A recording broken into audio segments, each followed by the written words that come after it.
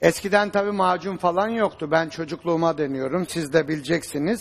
Karbonat vardı eskiden, bilir misiniz? Müthiş bir deva bir karbonat ama unutturuldu şimdi. Her yerde kullanılmasını, çok miktarda değil tabii. Eskiden bizde karbonat bulunurdu ve çok ucuzdu, elinizde gördüğünüz. Biz onu ne yapardık? Şöyle yapardık. Elimizi ıslardık, içine sürerdik, dişimizi alırdık. Hala işe yarar mı? Tabii muazzam. Bugün bakın dişinizi, bakın deneyelim. Deneyelim de sonra yıkamam gerekecek mi? Ama Yutmam mı şimdi gerekecek? şöyle, evinizde de mesela bu hafta deneyin, bir hafta sonra görüşelim.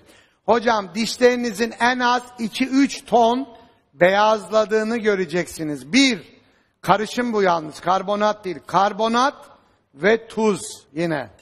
Kristal tuz, gördüğümüz toz halde tuz içine.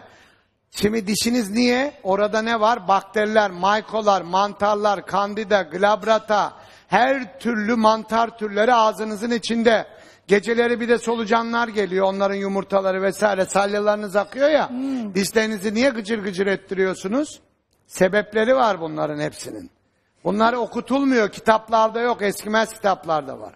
İşte bunu gece alın, karbonat içine o tuzu koyun, ağzınıza. Birazcık da elma sirkesi önünüzde var orada. Bir dakika, bunu yapayım ben. Şimdi biraz Koyduk karbonat onu. Evet, koyduk. Sonra tuzumuzdan koyuyoruz. Orada öbür tuzumuz da var. Bakın şurada. hangisi? Şu mu? O tuz şeker. değil, bu. Buradan bu. koyalım. Bunun toz halde olması lazım. Evet, ondan koyalım. Tabii. Ve hemen elma sirkemizi koyuyoruz. Elma sirkemizi. En ucuz. Nasıl Hani kabardı? böyle 1 liraya 2 liraya. Çünkü Amerikan Tarım Bakanlığı'nın bir açıklaması var. Florürler zehirli olduğu için yasaklandı. Oranları değiştirildi. Ama Türkiye'de hiç kimsenin haberi yok. Florür ne olduğunu biliyor musunuz siz? Beyazlatıcı Ne de kullanıyor? Beyazlatıyor. madde olarak biliyoruz Yasaklandı. Yani şimdi biz Amerika'dan daha mı iyi biliyoruz bu işi? Şimdi onun için diyorum ki ben ne yapalım? Hepsini bilimsel altyapısıyla, tabii ki bakanlıklarımız bunları düzenliyor, ruhsatlarını veriyor. Bizim bunlarla işimiz yok.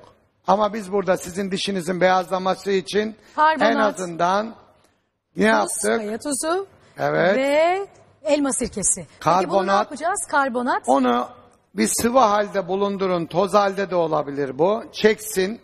Fırçanızı bunun içine süreceksiniz, erilmiş suya. Fırçanızın üstüne bunu bir tüpün içine koyabilirsiniz. Bu zaten sertleşecek. Yani bu karbonat onun suyunu çektiği zaman, tuzlu suyu da mineral yani. Ne yapıyoruz? Bakın şimdi burada palyatif işler yapmayalım.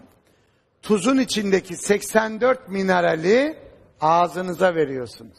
Ve normal diş fırçalar gibi. Dişinizi fırçaladığınızda cam gibi olacak dişleriniz. Cam Hemen gibi. mi? Tabii hemen olmaz herhalde. Cam Bir gibi. hafta. 3 gün içinde beyazlayacak.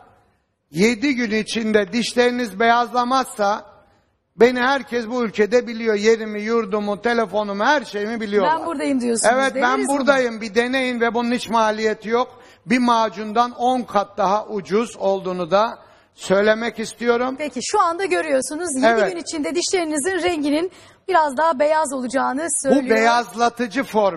Eskiden tabii macun falan yoktu. Ben çocukluğuma deniyorum. Siz de bileceksiniz. Karbonat vardı eskiden, bilir misiniz? Müthiş bir deva bir karbonat ama unutturuldu şimdi. Her yerde kullanılmasını, çok miktarda değil tabii. Eskiden bizde karbonat bulunurdu ve çok ucuzdu, elinizde gördüğünüz. Biz onu ne yapardık? Şöyle yapardık. Elimizi ıslardık, içine sürerdik, dişimizi alırdık. Hala işe yarar mı? Tabii muazzam. Bugün bakın dişinizi, bakın deneyelim. Deneyelim de sonra yıkamam gerekecek mi? Ama Yutmam mı şimdi gerekecek? şöyle, evinizde de mesela bu hafta deneyin, bir hafta sonra görüşelim. Hocam dişlerinizin en az 2-3 ton beyazladığını göreceksiniz. Bir, karışım bu yalnız, karbonat değil. Karbonat ve tuz yine. Kristal tuz, gördüğümüz toz halde tuz içine. Şimdi dişiniz niye? Orada ne var? Bakteriler, maykolar, mantarlar, kandida, glabrata, her türlü mantar türleri ağzınızın içinde.